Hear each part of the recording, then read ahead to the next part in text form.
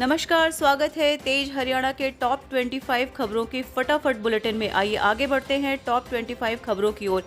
यदि आपने अभी तेज हरियाणा को सब्सक्राइब नहीं किया तो जरूर करें। तहसीलों में जारी रहेगा रजिस्ट्री का कार्य, गाइडलाइन का करना होगा पालन। हरियाणा सरकार ने राज्य के सभी जिला उपायुक्त को निर्देश दिए हैं कि कोविड-19 के संक्रमण के चलते सरकार द्वारा समय समय पर जारी की गई विभिन्न मानक संचालन प्रक्रियाओं का पालन करते हुए तहसील में डीड्स के पंजीकरण के कार्य को निरंतर जारी रखा जाए ताकि लोगों को किसी भी प्रकार की कोई दिक्कत न हो। अंबाला में रिहायशी भवन से मिला ऑक्सीजन सिलेंडरों का जखीरा। एक रिहायशी भवन से 33 ऑक्सीजन सिलेंडर जब्त किए गए हैं। ये खुलासा तब हुआ जब डीसी अशोक शर्मा एक माइक्रो कंटेनमेंट का मुआयना करने जा रहे थे। तभी उनकी नजर एक घर में रखे ऑक्सीजन सिलेंडर पर पड़ गई। तत्काल उन्होंने अपनी गाड़ी रुकवाकर सभी सिलेंडर जब्त करने के आदेश दिए। साथ ही भवन मालिक से खाली पड़े सिलेंडर के बारे में पूरी जानकारी जुटाने की बात कही। साफ कहा कि अगर मालिक संतोषजनक जवाब नहीं दे पाया तो उसके खिलाफ कार्रवाई की जाए। कोरोना मरीजों के लिए रोडवेज की बसों को बनाया एम्बुलेंस। कोरोना के बढ़ते मामलों के बीच हरियाणा रोडवेज की बसों को एम्बुलेंस का रूप दिया गया है। ये एम्बुलेंस बकायदा ऑक्सीजन सहित स्वास्थ्य सुविधाओं से लैस है। कुरुक्षेत्र की 5 बसों को एम्बुलेंस बनाया गया है। ऑक्सीजन सिलेंडर से लैस बसें स्वास्थ्य विभाग को बुधवार को सौंप दी जाएंगी। प्रत्येक बस के अंदर 4 मरीजों व 4 अटेंडेंट के साथ साथ ऑक्सीजन की भी सुविधा होगी। कोविड जेल से भागे 5 बंदी चढ़े पुलिस के हत्थे। 3 सीआईए नारनौल व 2 रेवाड़ी पुलिस ने गिरफ्तार किए। रेवाड़ी के फिदेड़े स्थित कोविड स्पेशल जेल ब्रेक कांड में शामिल 5 बंदियों को नारनौल सीआईए व रेवाड़ी पुलिस ने मिलकर काबू कर लिया है। पकड़े गए 5 बंदी कुख्यात बदमाश हैं। इनमें 4 मर्डर के आरोपित हैं। पुलिस टीमें फरार चल रहे हैं, अन्य बंदियों की तलाश में जुटी हैं। वहीं इस मामले में जेल के 2 पुलिसकर्मियों की लापरवाही सामने आई है, जिनकी जांच जेल प्रशासन की तरफ से की जा रही है। हालांकि प्रशासन की तरफ से अभी कर्मचारी पर कोई कार्रवाई नहीं हुई है। इसके अलावा फरार चल रहे 8 अन्य कैदियों की तलाश में पुलिस टीमों की छापेमारी जारी है। मुख्यमंत्री मनोहर लाल ने ऑक्सीजन लाने के लिए 2 जहाज भेजे भुवनेश्वर। हरियाणा के मुख्यमंत्री मनोहर लाल ने अंतर्राष्ट्रीय एयरपोर्ट चंडीगढ़ से ऑक्सीजन सप्लाई लाने के लिए 2 टैंकर कार्गो जहाज से रवाना किए। इस जहाज से ये टैंकर भुवनेश्वर भेजे गए हैं, जिनमें लगभग 45 टन ऑक्सीजन आएगी। मुख्यमंत्री ने कहा कि रोजाना हवाई जहाज से ऑक्सीजन सप्लाई के लिए टैंकर भेजे जा रहे हैं ताकि सप्लाई जल्द आ सके और प्रदेश में कोविड मरीजों को किसी प्रकार की दिक्कत न हो। ये टैंकर उड़ीसा के टाटा स्टील प्लांट से लिक्विड मेडिकल ऑक्सीजन सप्लाई लेकर अगले दिन वापस जाएंगे। जींद में सीएम फ्लाइंग ने घी गोदाम पर मारा छापा, सैंपल भरे। सीएम फ्लाइंग टीम ने मंगलवार दोपहर को रोहतक रोड के रघुनगर में घी गोदाम पर छापेमारी कर वहां से घी के सैंपल भरे। छापेमारी के दौरान वहां पर 7 घरेलू गैस सिलेंडर बरामद हुए। कार्रवाई के दौरान खाद्य एवं आपूर्ति विभाग, खाद्य एवं सुरक्षा विभाग के अधिकारी भी मौजूद रहे। सैंपल रिपोर्ट आने के बाद आगामी कार्रवाई की जाएगी। फिलहाल शहर थाना पुलिस ने खाद्य एवं आपूर्ति विभाग के निरीक्षक की शिकायत पर गोदाम मालिक के खिलाफ आवश्यक वस्तु कालाबाजारी निरोधक अधिनियम के तहत मामला दर्ज कर जांच शुरू कर दी है। सिरसा में 150 बेड के कोविड केयर सेंटर की शुरुआत, मरीजों को मिलेगी राहत।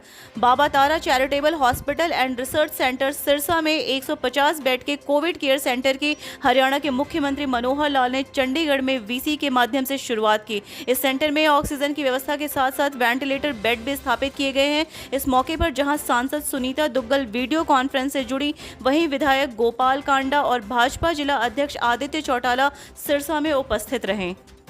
रेवाड़ी कोविड जेल से कैदी फरार होने के बाद रोहतक में भी हाई अलर्ट।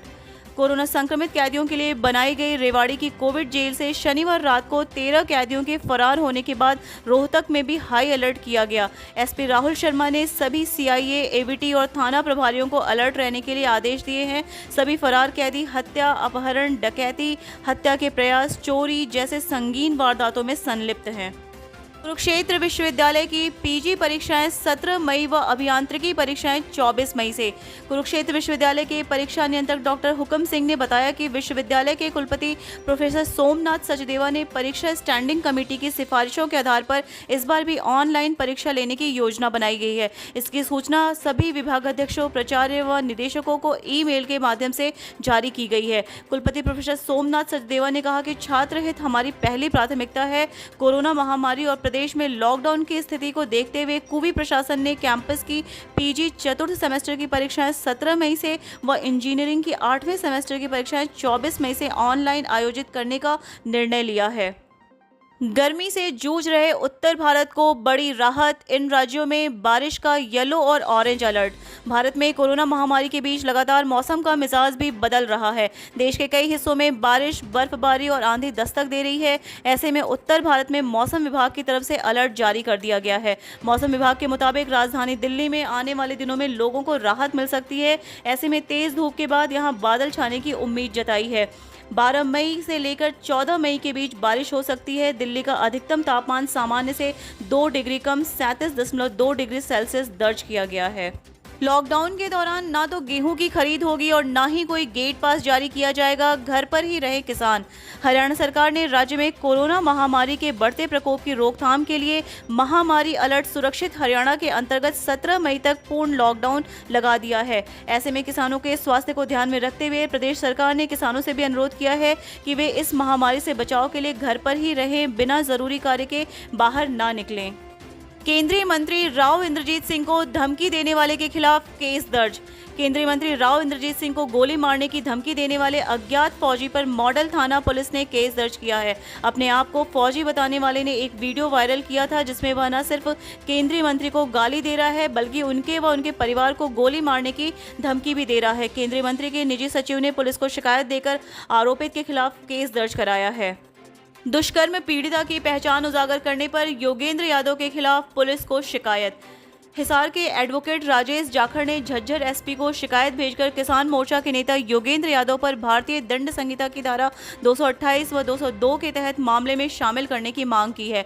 टीकरी बॉर्डर पर किसान संगठन के टेंट में पश्चिम बंगाल की युवती से सामूहिक दुष्कर्म के मामले में किसान मोर्चा के नेता योगेंद्र यादव द्वारा यह स्वीकार करना कि उनको मामले की जानकारी पहले ही थी और ऑनलाइन पत्रकार वार्ता में दुष्कर्म पीड़िता के पिता का चेहरा दिखाना एक अपराध है, इसलिए उनके खिलाफ मामला दर्ज किए जाने की मांग को लेकर झज्जर के पुलिस अधीक्षक को शिकायत भेजी है। हरियाणा के 50,000 किसानों के खातों में कल पहुंच जाएगा पैसा। 15 मई तक ही होगी गेहूं की खरीद।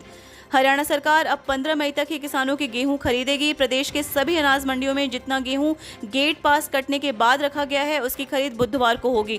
जिन किसानों का गेहूं अब तक मंडियों में नहीं आ पाया है उनके लिए भी जल्द ही एक दिन के लिए सरकारी खरीद की जाएगी। इसकी तारीख की घोषणा जल्द की जाएगी। कुरुक्षेत्र के इन 5 गांवों में तेजी से फैल रहा संक्रमण, सैंपलिंग तेज। गांव में संक्रमितों की पहचान कर कोरोना की चेन तोड़ने के लिए कोरोना योद्धा मैदान में उतर आए हैं। योद्धाओं की टीम ने गांव में डोर टू डोर सर्वे शुरू कर दिया है। इसके साथ गांव में कोरोना संक्रमण की पॉजिटिविटी रेट का पता लगाया जा सकेगा। इसके साथ गांव में आइसोलेशन वार्ड की संभावनाएं भी तलाशी जाएंगी। सरकारी कर्मचारियों को बिना रजिस्ट्रेशन कार्यालय में ही लगेगा कोरोना रोधी टीका।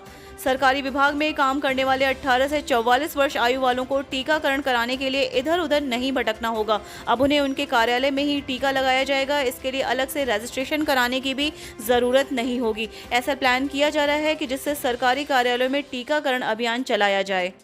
कोरोना से निपटने के लिए एक एक गांव को गोद लें जेजेपी पदाधिकारी। दुष्यंत चौटाला। डिप्टी सीएम दुष्यंत चौटाला ने पार्टी की कोरोना महामारी से निपटने के लिए सभी पदाधिकारियों से एक एक गांव गोद लेने का आग्रह किया।